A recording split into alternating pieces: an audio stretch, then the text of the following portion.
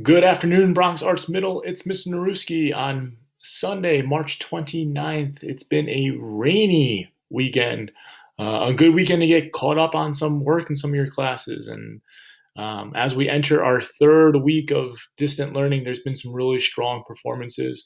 There's some students that are really excelling at this, getting all their work in, showing that grit, showing that attitude to continue to push forward. So, if you've been in that boat, continue to do that. This week in social studies is a good week for us to kind of bounce back in the right direction. We are starting a new topic. The War of 1812 is over. It's time for the United States to get back to some stability and some peace. And with that comes a major change in how people live on a day to day basis. The Industrial Revolution is a major change and transition that affects people different ways, from new inventions to new technologies to new transportations. We're going to talk a lot about that. It's going to make our country grow very rapidly in a different format.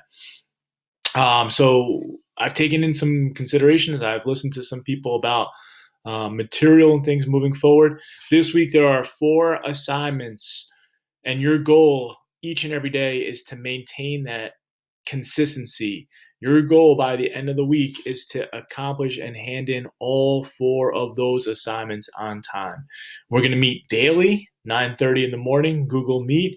We're going to get a chance to submit work. We're going to get a chance to ask questions. We're going to get a chance to go through some things in person, but then it comes down to your responsibility. So let's make it a really strong goal. Last week, the earlier in the week, more people handed in stuff. As the week went on, it seemed like there was less work, a little less work, and a little less work. So let's shift that around. If you were struggling last week, please ask more questions this week.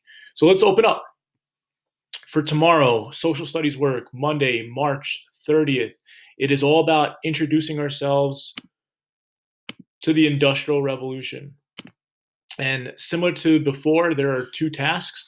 I've made the tasks a little bit shorter in length, but there's still a lot of responsibilities for you as a student to get done in a single day. You have in the entire day to get this done. It is due at 4 o'clock in the afternoon for Monday, March 30th.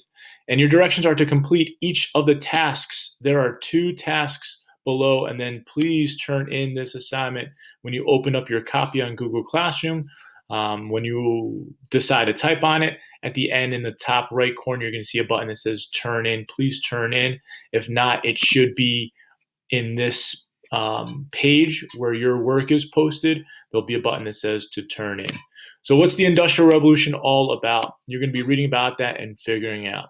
Your first task is to read and annotate the source below, all about the introduction to the Industrial Revolution. Some people decided last week to take some shortcuts with their reading and annotating. So this week it becomes a premium. You'll be doing this more than once this week. For tomorrow, I'd like you to annotate by clicking a word or a sentence. So if you feel like there's a strong example, for instance, I see a word like nationalism in the second sentence. I may click on just that word, click the tab button, and then write something in the margin.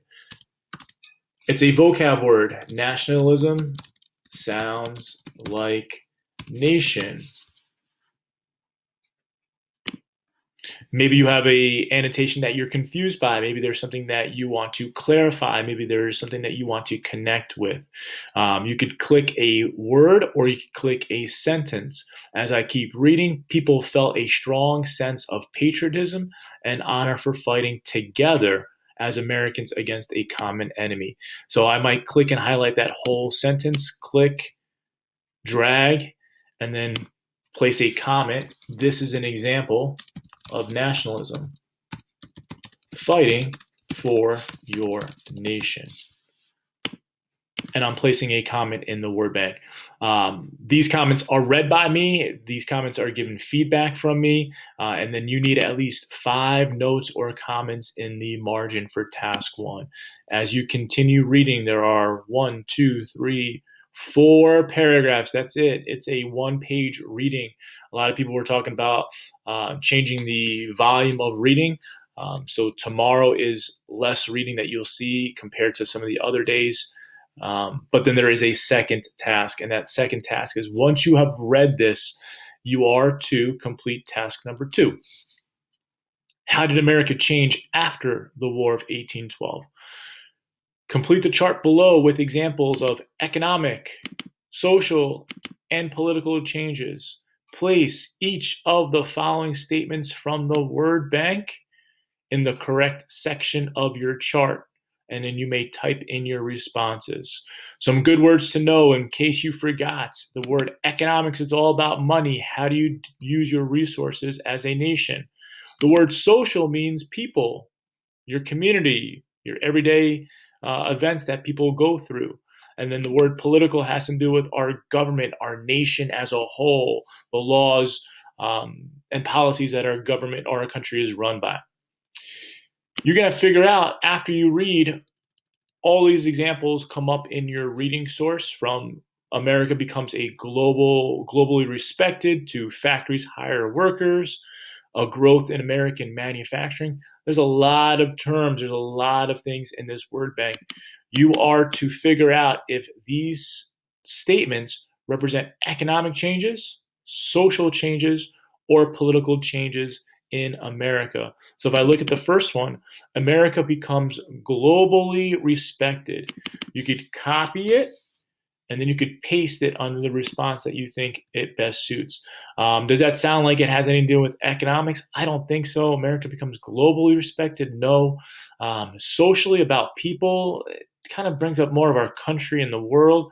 And then I see the word political. Our government is more respected. Our country is more respected. So I could either paste that answer, or if you rather type, you could type in that response. America becomes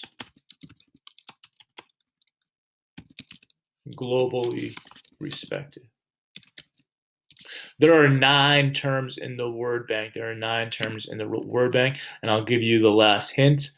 There should be 3 for each of these categories. There should be 3 examples for economic changes, all about money, 3 examples of social changes, all about people's lives changing, and then 3 for political changes, all about how our government is changing.